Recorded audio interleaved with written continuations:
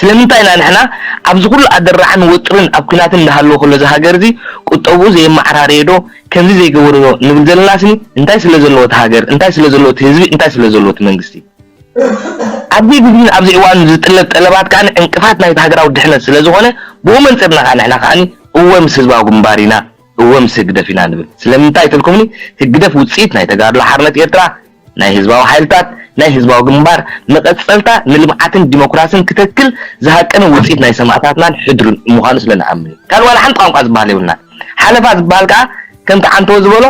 ሓለፋ ዝረኽቡ ዘይተኣደኑ ጎራሓት ተበለጽቲ ሓሳባውያን ኣለዉ እዛ ሓበን ብልሳኑ ዝዛረቦ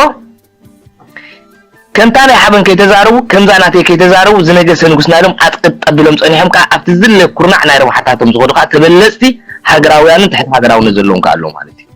ስለዚህ እዚ መንእሰይ እዚ እንዳዳ ፍቅረይ ህዝበይ የፍቅረ እንዳዳ ትብል ተኾንካሲ እንታይ ዝገበረካ ህዝቢ ዳኻ መምስተኣከበ ዳ ክትጎይ ትወድ ዘለኻ አንተ ወጀን ብላክ ዘላነት ብላ ነታት መጽዘላ ናጽነት ከዓን ገና ክንረኢና ማለት እዩ ንመን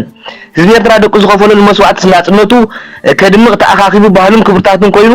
ስዋዕቱ ክዝክር ባንዴሩ ከም በልብል ዕረዝ ጠዕመካ ተኾንካስ ቤናይ ማዕቀነኻ ኤርትራዊ መንፈስ ዘለነ ክትብል የብልካን ክትቃወም ትኽእልኻ ተቃውሞኻ ግን ሓደ ኩሉ ዝጥለብ ጠለባታት እዛ ሃገር እዚኣ ካብ ኩናትን ደበና ኩናትን ትገላገል እቲ ንዓና ሓሊኽና ሒዝና ዘሎ ናይ ዲማርኬሽን ውሳነ ናይ ኣልጀርስ ከዓ ኣብ ግብርኻ ክመጽእ ክእል ኣለዎ ምስተዳሃገት ወያነ ከዓ ክመጽእ ይኩ ሕጂ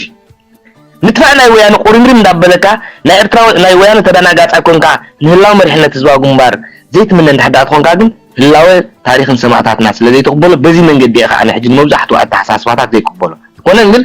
ወያነ ህዝብና كمنصر مسواعت نزغفل واغان كل ايتاتحن زلو ويتاتحن ناتكعين ترايد زري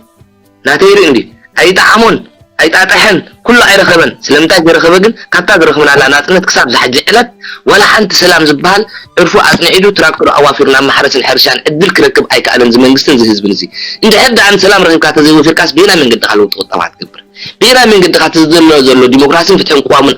ابايت احمد قوام كزرغا كلكم زي تعدن باجت نايت هاغر زدلي قوام كزرغا كلكم زي تعدن بوليتيكاون عقد لا يبددن اوشتن زلو ملسين حزب كايدل مالتي كل مريات مالتي نحن نزارب سنزو عنا بوليتيكنا تكون سمعنا هون انا كنت حدا جينا بتاع بوليتيكاون عقد حنت بلدنا هاجرنا نفكر نهون حزبنا نفكر نهون مرجتنا صنعت نهون كم يتران كدرقنياتات كامكون البوليتيكاو حكم بقعتن اي بيصحنا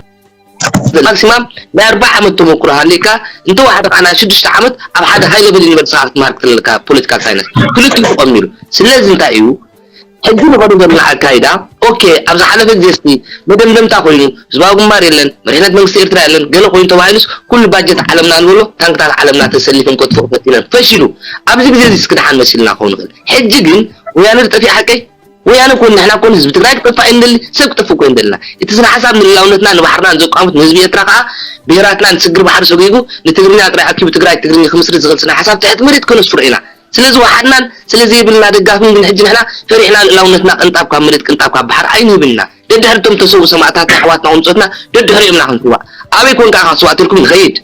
كاب دغ كو تسلفو مليس يترابس ابصحال تسوي كاب دغ تسلفون كنت مال ابورات تسوي وايزين نخدنا هنقول برعات سلازم تايو تمنيتو كناتو سلازي كنا ايكونن ننحد حدنا بزي مسحوات مس هاغراويانتي ولا مصلاتنا نكون عينت بحال يبلنا ابطال الاونتنا نتقدم سمعتاتنا سلازي كونت ግን እንቢ حديثنا عينتنا نيميريكا هندن با سلازي كونت هنا كنتصاص سلازي كنا كتوحطنا افها تبلت عين وحدنا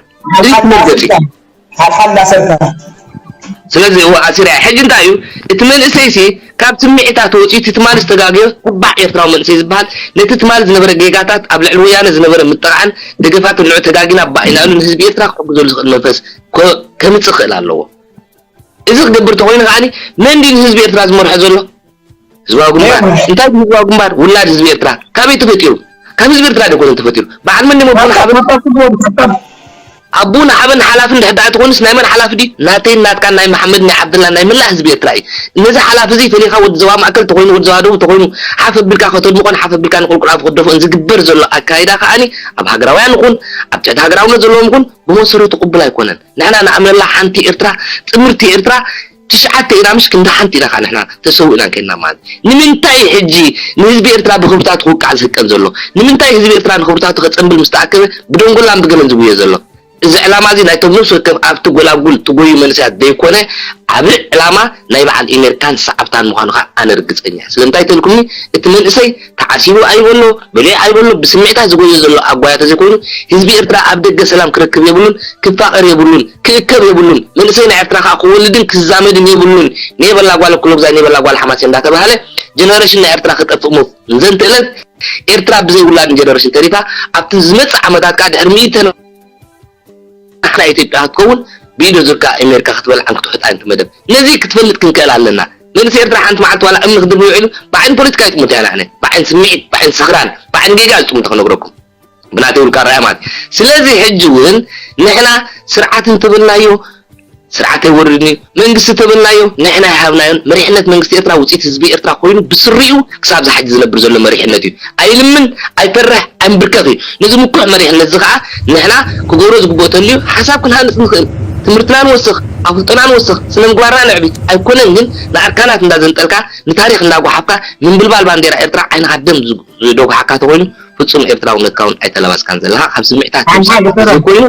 ودي الله هو وداي تودي الله حجي أبستودي جبت عين صوت نحنا إرتراوينا أبتقرأ كركات مريحة لا عندهم كل يوم رفراق نمر أحول عونيرهم أيكونن دو كل عزي كلبنا عدها كمان رفراق نمر أحول أخول الله تتطوعهم تجورون وركم تجورون ولا مرحن كانن تعرفوا أب إرتران جزاو تخان كركات مر أو عدي خان زي تحبوها رفراق قبل أو داس ولدنا تعكبوا كل يوم زي مس جبرنا تراينا تدهريز متس هجراون سأتن سجنا أولو تنكا لا كل حزب هاجرين إيرتران من قسم التحساس باي أبكم زي كنا في اللياتنا لذا أبز حلف إن في اللياتنا علامة إذا حج متزلقين في اللياتنا حساب كويس معن أبز حساب زقاق قليلو إيرتراويان تراي نكون زعبا إيرتران سمعتاتنا نحسب مريحنا من قسم إيرتران أترف سمعتاتنا ولاد حزب إيرتراي ولاد إيرتراو تدعي ناوي نكون قلت لهم زلو من غمت صدلي إسرائيل 3 عامات إنبنا تنتي إطار ريفرندم أجمس نزول أب أمريكا زقمت نورو باندير عتراقي تنبل إنبن زولس حاجة حلف تقولون تمرتهم أبسل في قوادر ورد أوردنيهم لا يبلت أني هاجري كولتين لا واجا زخبلت هاجري زواجا زخبلت بزي يمرت وعدي مرارس معسخ مرارس كا قطوية تعراري بماركشن ودا للاو تيرتراقا كابكناتن ورخناتن كحرام سكونت كله خمتسيو قال حزب نزل ملزمنا رأتا تنسي في تقالس بتشبت كأخبارهم أنا رسم معنا أقولكم دل لستانكس والكاوليتين ما نمسك حابن عمت كلكا أبتزنور كانت تنتقل نبي حزب خان هاجر كان من قصان كتمت تنتقل إذنات كحلنا أيو لأن إذنات حلنا تأتي خالدنات كفولتي أنا قرأك أنا تملسيتين حابن تملسيتين يسكون قرأ تملس بلا تملسيتين مرش خير تنلقن كل جزء أجمي نتاعي أنا أمونغو حزبي أول سراويتي أول منستي مبال ناعي حابن سمع النمبر كندزي أسكت أجبرني أنا أبان حزباو جنبارن ديمقراطية فتحين إيه ناعي مغاني أحفرني ناي سمعتها تكالجي ناي سمعتها تهدري ولا أنت أحفرني جيجا تلو خاف تقدرين بس إرترا خيدا إزارون فلا تلتوعي إرترا كبر من الناس كبار كله أسيرنا تقطينا تسوينا سنكيلنا أمينا كل خينا زمت أنا إرترا كبر من الناس يوالج في حد من المودة أيقونا أبدأ أنا حيو أبدأ درلو حزبي جت أبدأ أنت زولون أتنا ثاني من أسنيرا مغنياتو كل فاسدين ما ترى قال كل ما أبدأ جيرات فيه لذي أديتها ما أنا ندرو كوالي أنتي برجر أنتي كابتشينو خايف ولا طعم أتنا نتلا تجوبرو نهاجر ندارك كبا مالك خمسة إيمتي مالك جيك اللي لا يكونه جمباري سلستي جمبار أو هاجرالو راعي جمبار كارلو أجراو تويت ما تخلو رجاف جلا يكونه على المسجد بكتم تنجمبار أو هاجر دلا ما سواتي بتواجد كفلو ديكونو أمناتو يقولون قينا أجراو تويت كم تخلونا على الدبلوماسي سلام وصل دمتو دسمة وطبعا كم تخلونا هاجرو كونز قوي قليل حزب يكون عندنا أفرق جمالي جسومنا عيل هارمو دي كمان ستة تكفو دي كمان يخصكم تهلكوا زبهر زي كن بمنشر كم زي قولي حقوق على تحقق نقول خبر الله حدث أفيه خاب جزء وتيرو الله أفتفاسو قرر بالدولوسي نفسه قد جيتو تاريخه خيرمكم نفسي يتقرف له قد كدلو بتقولي بكل نجار أنتي أبجز ومامي تاريخه كبرت حزر خير دراخب نجار يقولوا تردي كان سنة جئتي أرئيس تعمل تبقتي عنيرة عباير استياء ግን እቲ ኣኩማ ዓይነት ክንእቱ ከለና ሓደ ኤርትራ ከም ኣፍሪቃ ጌርና ክንምፃእ ክንክእል ኣለና እቲ ዓቕሙ ክፍለጥ ምንቲ ኤርትራ ጣይልና ዘይኮናስ ኣፍሪቃስ እዘን ቀዳማይ ዓለም ተፅሕኖ ኣለዋ ንክብትበፅሕቲ እንታይ የድልየና እቲ ዓባይ ኣርእስቲ እያ መምህር ሰላም ከይተዛረባ ወፂኡ ግን ካልኦት ኣለዉ ክገልፅዋ እዮም እዚኣ ኩላ ደልየ ዘለኹ እቲ ፖሊሲ ናይ መንግስቲ ኤርትራ ድሕር ርኢናዮ ብዛዕባ ኤርትራ ጥራይ ከይኮነ እቲ ፖሊሲ ናህና እቲ ንሕና ደለናዮ አይዲዮሎጂ ወይ ከዓ ክንመር ኢና ንብሎ ኣፍሪቃ ብሙሉአን ኣብቲ ናህና ፖሊሲ ክሰማማዕ ክኽእል ኣለዎ መጀመርያ ኤርትራ ተዓቢ ቀፂሉ ተንጎራብቲ ናይ ዓብያ ካብኡ ቀፂሉ ኣፍሪቃ ብሙሉእ ኣብቲ ስናሓሰብ ተዓብያ እንድሕር ኮይነን ከዓ ካብቲ ምትእትቶም ከልግስ ኣለዎ ነፍሰን ባዕለን ክኽእል ኣለዎ ሕጂ ናይቲ ኮይነን ይሰርሓ ኣለዋ ከምኡ ማለት እዩ እዚአን ኤውሮጳ ከመይ ድየን ዝሰርሓ ደሏ ሕጂ ንሕና ጥራይ ሃገርና በቃ ሰላም ኣሎ ኢልና ክንሃንፅ ኣይንኽእልን ኢና ጎረባብትና ዝተረጋገአ ሰላም ዘለዎ ክኸውን ኣለዎ ካብቲ ሰላም ሓሊፉ ከዓ እቲ ዲፕሎማሲ ይመፅእ ካብቲ ዲፕሎማሲ ሓሊፉ ከዓ እቲ ናይ ቁጠባ ናይ ሓባር ምዕባይ ይመፅእ ማለት እዩ ትርዲእካ እናኸሰናዮም ሕጂ ከክንዲ ኢትዮጵያ ንሕና እንታይ ገድሽና ገለ መደብሉ ከምኡ ዝበሃል ነገር የለን ናና ፖሊሲ ኣፍሪቃ ሙሉእ ክትቅበሎ ኣለዋ ብዘይ ናይ ወላ ሓደ ሃፍታማት እየን ኣፍሪቃ ብጣዕሚ ሃፍታም እያ ዝኾነ ሪሶርስ ናብ ደገ ዝወፅእ እኮ ካብ ኣፍሪቃ እኳ ሕጂ ብኤርትራ ጥራይ ደይኮነ እቲ ክንገብሮ ዘለና ክንገብር ኣለና ካብ ኩለን ኣፍሪቃ ግን እቲ ኣድበለፀት ምዝኩሉ ደለዋ ሃገር ተውሕስ ሃገር ትከላኸል እዚ ደረጃ ዝበፂሓቶ ደላ ኤርትራ እያ ማለት እዩ ብስተይ ማይ ዘይነበሮ ማዕረ ክንደይ ተጓዒዝካ ትኸይድ ማይ ትረክብ ሕጂ ኣብ ገዝኡ ማይ መድሃኒት ነፍሲ ወከፍ ዜጋና እቲ ኣይዲዮሎጂ እቲ ፖሊሲ ንሱ እዩ ማዕርነት ካብ ምስኡ መፅእ ማለት እዩ ኔሽን ቢልድ ትገብር ሃገር ትከላኸል እቲ ኣተሓሳስባ ሃገራውነት ሲ ንቕሓት የለን ይልካ ካብ ደቂቕ 19 ንቕሓት ስለ ዘለዎ እዩ ህዝቢ ሃገር ድብል ደሎ ወፂአ ኢሉ እኮ ባህሉ ጥፊኡ ታሪኹ ጥፊኡ የለን ኣይጠፍአን 24/7 ኤርትራ ብል ሓደ ካብቲ ንቕሕ ኣተሓሳስባ ሃገራውነት እዩ ንዕኡ ግን ከመይ ጌርና ኢና ተሓሳስብነት ሓፈሻዊ ወይ ድማ ብሓፋሽ ሓሳብ ማለት እዩ ድሕር ብሓፋሽ ክንሓስብ ጀሚርና ኦቶማቲክሊ ብሃገር ተሓስብ ኣለኻ ማለት እዩ እዚ ደይፈልጥ ደሎ ኣብዚ ኮይኑ ነቲ ኣብ ሃገር ብረት ሒዙ ደሎ ሲ ክስታይ ይገብሮ ኣሎ ይርዳእካ ኣሎ ልክዕ ከምቲ ኣብ ባይታ ደለዉ ገይሮም እዮም ዝዛረቡ ደለዉ እዚኣ ጌጋ እያ ብጣዕሚ ጌጋ ንዋላ የላማሙድዎ እዮም ደለዉ ንዚ ህዝቢ ኣብ ደገ ኮይና ሂወትና ንገብር ደለናስ ነቲ ውሽጢ ዘሎ ኣብ ግንባር ደሎ ንግደፎሞ መንግስቲ ሰራዊት እንዲምሽ መንግስቲ ባዕሉ ኩሉ እኳ ይሱ ንዕኡ ኢና ነዋጣው ደለና ሕጂ ፅቡቅ ኣይኮነን ካብኣ ሓሊፋ እዚ ክኾነልና ኣነ ዋላ ብትሪኦ ድቃወሞ እዚ ክኸውን ኣሎ እዚ ክኸውን የብሉን ኢልና ክንሓትት መሰል ኣለና ትበሃል ኣነ ብውልቀይ ኣይ ብዙሓት ሃገራዊ ንብሎ ኣነ ይሰማማዕሉኒ ምክንያቱ እንታይ ኢልካ እንድሕር ተይልካ ንሰናይ ሓዋይ ገዛ እሞስኻ ነቲ ብሃገር ደሎ ኣነ ከዓ ሳሎን ክገዝእ ኢና ንብል ዘለና ኣብቲ ገዛ ምግዛእ እቲ ጉልበቱን እቲ ረሃፁን እቲ ደሙን ደፍስሶ እኹል እዩ እቲ ፋይናንስ ገንዘብ ክሕግዞ ኣለኒ መጀመርያ ኣነ ነታ ገዛ መስርሒት ማለት እየ ብዓብኡ ጉልበቱ ረሃፁ ደሙ እንዲደፍስሰላ ደሎ ነታ ገዛ ንሕና ከዓኒ ኣትሊስት ኣብቲ ናይ ገንዘብ ነታ ገዛ መስርሒት ገንዘብ ፋይናንስ ክንሓትት ኮለና ስለዚ እንካደይ እንታይ ምስላ ባዳውያ ሓደ ገዛ ሰሚዓ እንካደይ ፈልሲ ሃዋመና አልሞዶ ትብል ደስ ኢላትኒ እጂ ቅቡል ኣይኮነን ኣይነላማ ሙዶ ተመጢጥካ ክትሓቶ ዘይብልካ ምሕታት ይላማመድ ኣሎ ሚኒስትሪ ዲና ንሕና ብዛዕባ ሚኒስትሪታት ሕቶን ርእቶን ክነምፅእ ኣይኮናን ንሕና ህዝቢ ኣበርከቲና በቃ ንኣበርክቶ ንገብር ታሪኽና ከዓ ንከላኸል ማለት እዩ ስድራ እንዲም ገይሮም ለይ ድበሃል የለን ስድራ እንድሕር ዳ ንብል ኣለና ኮይና ሰማዕታት ኤርትራውን ስድራ ደቅኦም ገዲፎም ና ሞይቶምሽ ተሰዊኦም ንቕሬታ መስዋዕቲ ከፊሎም ኣነ እውን ክፀንሕ ንስድራ ይንበሉ ስለዚ ቃልስና ሓፋሽ መምህር ፍሳሐ ክነግረና ቃልስና ዓወት እዩ ነይሩ መጀመርታ ህዝቢ ኤርትራ ቃልሱ ቃልስና ዓወት ይኮነ ነይሩ ቃልስና ዓወት ተቐይሩ ግን ዓወት ንሓፋሽ ድብል ጭርሑ ሒዙ ኣብ 74 መስለን መምህር ዓወት ንሓፋሽ ኩሉ ንገብሮስ ንሓፋሽ እዩ እስቲል ትቆዶ ደላ ኤርትራው ንውሉድ ወለዶ ትቅፅል ኤርትራ እዩ ሕጂ ፅርግያ ደየለ ማይ ደየለ ደይኮነ ንቐፃሊ ክትቅፅል ደለዋ ሃገር ማለት እዩ ሰው ናብቲ አንቶ ይድወልኳ ናብ ናይ ቻይና ንመለስ ኣለና ማለት እዩ ድሕሪ 50 ዓመት 2% ጭራ እምሪዮ ምስትናና ኣዋዳድርዎ ሕጂ ንሕና ከይድና ያደለና እቲ ስታንዳርድ ከም ህዝቢ ዘድልየና ኣሎ ሰራዊት ኤርትራ ፅርግያ ፈንጢሑ ይኮስ ጽርግያ ገይሩ ካርታ ማይ ብሉ ካርታ መን ጎብረሉ حمد ግን ሰሪሑ ወይ ክንደይ ጉልበት ክንደይ ክሳይ ሓሊፉ ክንደይ መስዋዕት ተኸፊልዎ እዚ የለን ክንብላ ይንኽእልና ጎበታት ፈንቂሉ ካለ ትረፍ حمد መመላለስ ትራንስፖርት ስታንዳርድ እዚ ሕጂ ሞተር ወይ እንገለንካ ትምስ ገበርና ትንገብሮ ጥዕና ሕክምና ኩሉ ዝስ ስታንዳርድ በሃል ዕድመን ህዝባዊ ግንባር ህዝቢ ኤርትራ መንግስቲ ኤርትራ ንኩሉ ማለት እዩ ደለና በጽሕና ዝሕጂ ዘለና ይኻ ሃገርና ንሃንጸሉ ዲፕሎማሲን ቁጠባን ዓብየሉኒ ማለት እዩ ዘሪዞም ተረዲካ እጂ አይትፈላልዮ እቲ ረባዓይ ግንባር ሃገር ደበርክቲ ቀሊል አይኮነን ተቋሚ የለን ተቋሚ ዝባሃል የለን አንጻር ታሪክ ዝኸይድ ኣሎ አንጻር ታሪክ እጂ ዜጋ ኢና ንጽዋዕም እቲዮም ዜጋ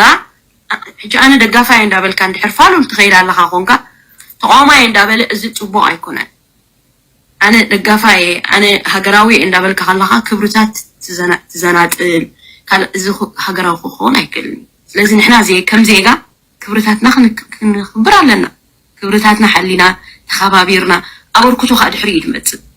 አበርክቶ ድሕሪ ይድመጽእ ማለት እዩ ስጋ መስዋዕት ይተኸፍለላ ነታ ሃገር ድሉና ትገብር ሃገራዊ ትኾን ማለት እዩ ስለዚህ ሃገራዊ ስለዝበልካ ወይ ድማ አነ ተቃዋሚን ህዝቢ ሓሊ ያለኹ ድብል አተሓሳስባ ቅቡል አይኮነን ማለት እዩ ከም ዜጋ ግን አይቱ መንእሰይ ክሰርሕ ኣለዎ ክመሃር ኣለዎ ያ ትቕጽል ሃገር ዕዳደ ይብላ ሃገር ብርኮም ከዓጽፉ ዘረክቡና ዘለዎ ሃገር ዝርከባቱ ኮይኑ መንእሰይ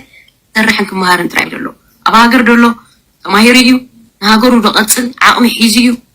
ሞር ዓቕሚ ሰብ ከዓ ክዓቢ ኣሎ ሃገር ክትነጽ ብለካ ሃገር ደሃንጻኮ ውሽጣ ዓቕምና ኮይ ሰራዊት ኮይ ሃገር ደሃንጽ ሰራዊት ግንባር እንዳሓለዎ ከሎስ ሃገር ዴታ ነጽት ብሉኻ መንእሰይ ኮይ ሃገር ደቐጽል መንእሰይ ኮይ ሃገር ደሃንጻ ከመይ ለም እዮም ደሓትዎ ዝሕቶ እዚ ሙሉእ ሰራዊት ኣብ ግንባር ከሎ ኣብ ገማግም ባሕርን መሬትን ዓሪዱ ከሎስ ሃገር ዘይተሃነጸት ብለካ መን ኢኻ ሃንጻ ሃገር ኣብ ሓጎታቶ ወለ መለታ ኖ እቲ ኸድልየና ዝኽእል ከም ሰብ ክነብር ዘድልየና ነገር ግን ሰራዊት ይገብረሎ ያንጽ ኣለኮ ስታንዳርድ ይሃንጸሎ ማይ ክህልወና ኣሎ ማይ ክንረክብ መናሃቲ ሰራዊት ኤርትራ ህዝቢ ኤርትራ ምግቢ ይሓርስ ኣሎ ምግቢ እቲ ስታንዳርድ ክነብር ዘድልየና ነገር ገብር ኣሎ አም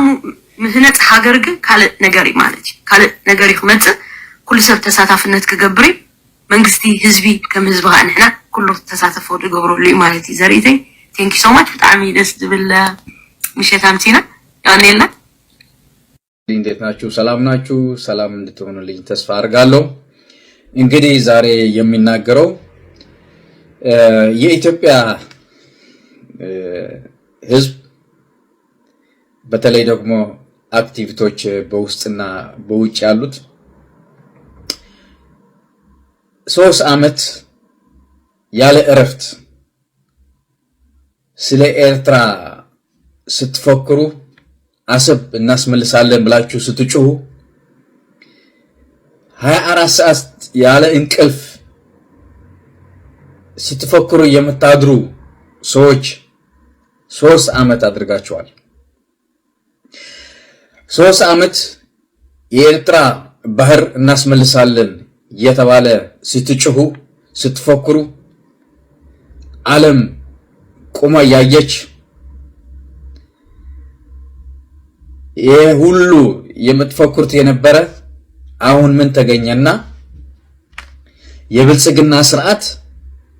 በተለይ ደግሞ አክቲቪስቶች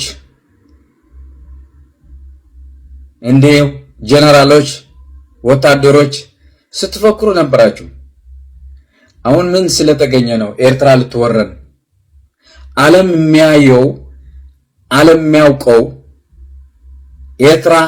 ባህር እናስመልሳለን እያላችሁት የምትፈክሩት የነበረ እስከ ማስረጃ ቪዲዮ የተሞላ በትክክል ዓለም የምታውቀው ትናንትና የምትፈክሩትን አሁን ምን ስለሆነ ነው ብልጽግና ኤርትራ ልትወረን ነው የሚል ለዓለም ማለት ጀመራችሁ ምን ሆነ ነው ብልጽግና የመጨረሻው ጊዜው ስለበቃ ነው አሁን በፋኖና በተለያዩ ተቃዋሚዎች ብልጽግና የሚባል ስልጣኑ እየተጨረሰ ስለሆነ ስልጣኑ እያጣ ስለሆነ አሁን ኤርትራ እንደዛ ያረገችን ነው ለውጊያ ልትወረር ነው የምትሉት 3 ዓመት እኮ እስከ ማስረጃ አለን። ኤርትራ አሁን ብትወር የሚመለከታት ሳይሆን የሚገባት ማድረግ የሚገባት ጉዳይ ነው። ምክንያቱም 3 ዓመት እናንተ ስትጭሁ እኛ ደግሞ እንዴት አድርገን በቂጣችሁ ውስጥ ገብተን ከስልጣን ማፍረስ የምንፈልገው ስራ ማን ነው የሚከለክለን? ማን አባቱ ነው የሚከለክለን? 3 ዓመት ያላንተ ባህር እያልክ እንቅልፍ ያሳጣው ህዝብ እንደ ፍላጎቱ ማድረግ የሚችል የሚገባው ነው። አሁን ምን ተገኘ? የብልጽግና ስርዓት እንግዲህ የመጨረሻ ጊዜው ስለደረሰ አሁን ማልቀስ፣ አሁን ማለት ትናንትና የምትፈክረው የነበርክ አሁን አድርገው እንጂ ምን ያስብልሃል? አድርገው። የእንቅልፍ ያሳጣችሁ ሌቦች፣ ምድረ ሌቦች፣ ሆዳሞች፣ አክቲቪቶች አሁን ጩሁ። አሁን መጮህ አይደለም። ናና ቀይ ባህር አሰብ አስመልስ። ወረኛ የምድረ ወረኛ የሆነ ህዝብ የደሃ ህዝብ ለስታጨርስ ነው እንጂ አንተ ምንም ልታርግ የማትችል ሌቦች፣ ስግብግቦች፣ የሰው ደም ጠጥታችሁ የማትጠግቡ ሆዳሞች እንግዲህ አሁን መጮህ አይደለም። ትክክል ትናንትና ማንካና ፋርኬታ የሚባለው የነበረ ተኳኩሎ ቆመዋል። እሱ ሳይሆን ሌላ የተኳኳለ አለ። ናና አስመልስ። ምድረ ምርኮኛ ለማኝ የለመንክ የገዛው መሳሪያ ስታይ ትጨፍራለህ፣ ትፈክራለህ። አህያና ውሻ እንዲህ ናቸው ሲጠጉ። የተራበ ህዝብ አለ፣ ሂድና አስበላው፣ ሂድና እሱርዳው። ደም ሸትቶ ሰው ለማስጨረስ የምትፈክረው አሁን ማልቀስ ተጀመረ። ሻዕቢያ እንዲህ ነው። ሻዕቢያ ይነካ እንቅልፍ የለው። ከዚህ በፊትም ብለናል። እንግዲህ ሻዕቢያ ምንም የለውም፣ ህዝብ የለውም፣ ሰራዊት የለውም፣ አገሩ አልተገነባም፣ የተፈራረሰ የተገነባ አዲስ አበባ አካባቢ ሌላ ቦታ እስኪ ሄድ እናየው፣ እናውቀዋለን። አንዳንዶች የማይረቡ እንደናንተ ኤርትራውያኖች የሚሉት አሁን እነሱ ሲያወሩ ለናንተ ለመጫወት ጊዜያቸው እንዴት አድርጎ ገንዘብ ለመብላት የሚፈልጉ አንዳንዶች ሲጮሁ ከነሱ ጋር ስትጮሁ ምድረ ሌባ ሆዳሞች ና አሁን እኛ አንፈክርም። በመሬታችን በስፍራችን ያለን የብልጽግና ስርዓት በዚህ ምድር ወደ ጉድጓድ ሳይገባ እንቅልፍ የሚባል ነገር የለም። አለቀል። ያው ፋኖ እየመጣልህ ነው። ፋኖ ሲያስረውጥህ አሁን ሻዕቢያ ኤርትራ በዓለም እየከሰስ ትናንትና የምትለው የነበርክ ሁሉም አለን። ምድረ ሌቦች በውጭ ሆነ 24 ሰዓት በሚዲያ መጥተህ ስትፎክር ስንት ድሃ በውትድርና ተጥላለች። የነሱ ደም ሲፈስ ለአንተ ደስታህ ነው፣ እንቅልፍ ያስወጣ። ስለዚህ እኛ የፈለግነው ማድረግ ዓለም አትከለክለንም፣ ማንኛውም አይከለክለንም። 3 ዓመት የተፈከረው ውሃ እንዲገባ ማድረግ ስራችን ነው። ቀላል አይደለም። 3 ዓመት በክብራችን የመጣችሁበት እንዴት አድርገን ክብራችን ማስከበር እንደምንችል እናሳያችኋለን። አሁን ያው የውስጥ ችግር ያለው ሰላም ልተረጋጋ የማትችል ጎረቤት ሀገሮች ሄደ ስትፈክር ያው እንግዲህ መጣልህ፣ ያው ፋኖ መጣልህ። እንቅልፍ የሚባል የለም። ሻዕቢያ ደግሞ ከፈለገ የፈለገው ነገር ማድረግ የሚገባው ምክንያት አለው። ምክንያቱ 3 ዓመት የተፈከረበት መሬታችን ባህራችን ማስመለስ ወይ ደግሞ እንዴት አድርገን መልስ መስጠት እንደምንችል አሁን የኛ ስራ ነው። ሚዲያ ሆነ ከመፎከር ሚዲያ ሆነ የሌለ ነገሮች ብትፈጥር የሚገኝ ነገር የለም። 80 ዓመት ሙሉ ኤርትራ ለመጨቆን፣ ኤርትራ ለማጥፋት፣ ኤርትራ ህዝቧ መሬቷ እንጂ ህዝቧ ያስፈልገኝም የምትሉት 80 ዓመት ውሃ ያደረጋችሁ ይሄ ምንም ታቅማችሁ የማይደራደር ህዝብ 80 ዓመት እንዲህ ነው የያዛችሁ። እንዲህ የጀግኖች ህዝብ በደሙ በአጥንቱ ከልሎ የሚኖር ጀግና ህዝብ ስላለ እንጂ እናንተማ ኢራን ገብታችሁ እንኳን ባህር ልትወስዱ ትፈልጋላችሁ። እናንተ በፍከራችሁ ኧረ የት ደርሳላችሁ? ፈካር መፈከር ብቻ ምድረ ሙርኮኛ። እንግዲህ አሁን በደንብ አድርገህ ጩህ። እንዲህ ነው ሻዕቢያ ቀስ እያልን ነው የምንሄደው፣ ቀስ ስራችን የምንሰራ። እንግዲህ የተፎከረው የለም። ብልጽግና ቻው። ድል ለሰፊው ህዝብ።